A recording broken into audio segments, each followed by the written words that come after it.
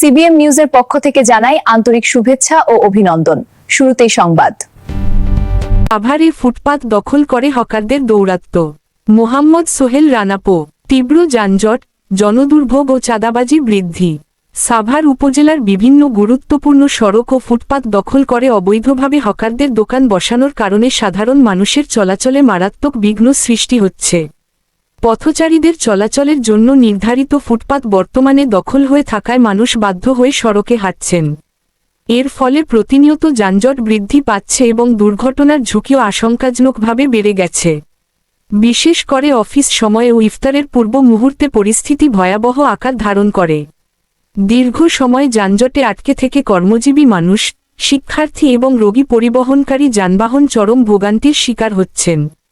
এতে একদিকে যেমন মূল্যবান কর্মঘণ্টা নষ্ট হচ্ছে, অন্যদিকে সামগ্রিক জনজীবনেও নেতিবাচক প্রভাব পড়ছে।